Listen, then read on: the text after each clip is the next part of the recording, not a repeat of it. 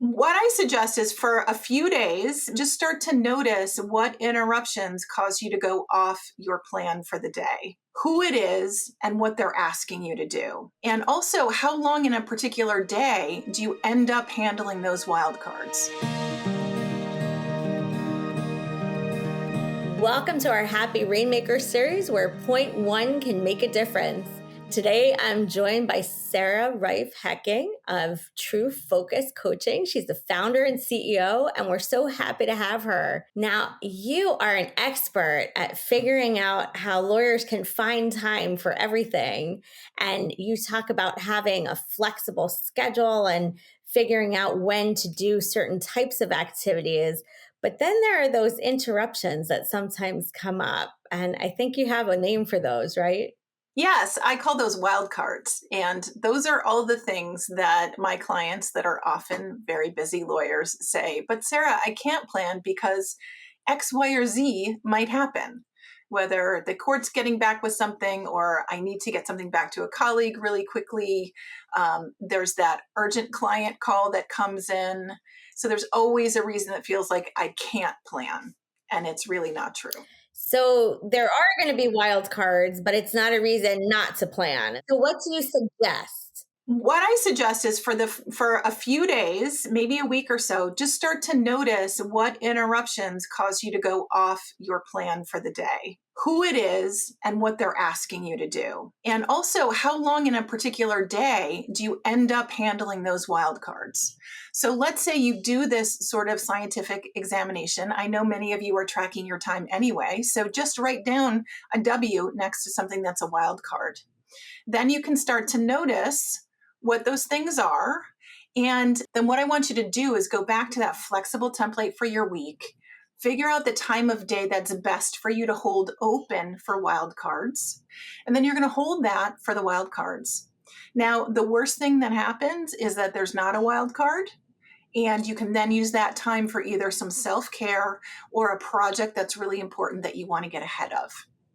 So you don't blow off that time.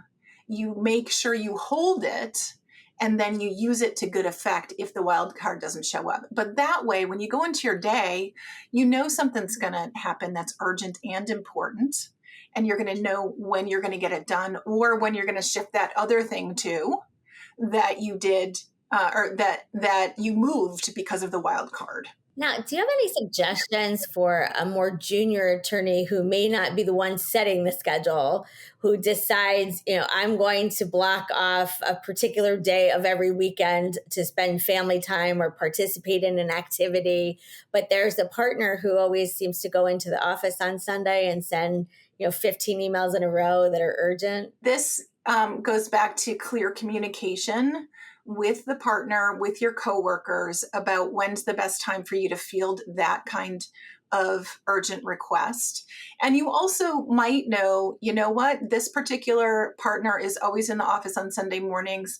It's going to be busy for me at this period. And I just need to honor that and then figure out other times during the week that are going to work better for me. But I think also there are times when a clear communication about like, hey, Sunday morning is really sacred time for my family. Know that if it comes in, I will respond to you by 2:00 on Sunday, but early in the morning, I really need that window to be present with my family.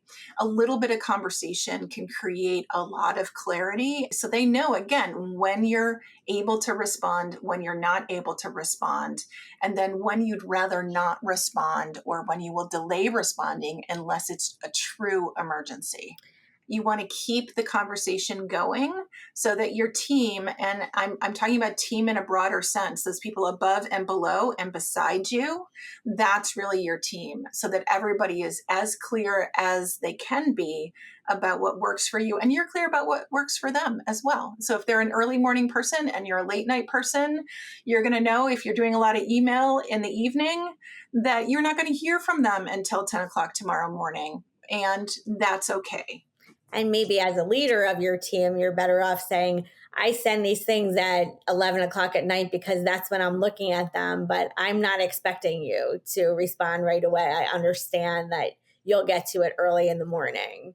Absolutely, really important as leaders, and we all lead from many different positions. So, no matter where you're sitting in a firm right now, really important to think about how people around you are responding to things and to have that clear communication. That is great advice. Thank you very much. And again, we always ask at the end of these, what's one thing that somebody could start with right now? And it seems like maybe doing an inventory of what your wild cards are. Start to notice the wild cards, just make a little note in the margin, or have a little pad right there, write them down as they come up, and then start to think about how to systematically handle them, the ones that happen regularly, and then the ones that don't happen regularly, you're just going to get a sense about how much time that is and start to set it aside. Well, that's great advice. And I think it will help a lot of people. So we really appreciate you sharing it with us. My pleasure. It's what I love to do, help people get the right stuff done during the day so they can have the whole life that they want. That sounds like a great idea. Thank you.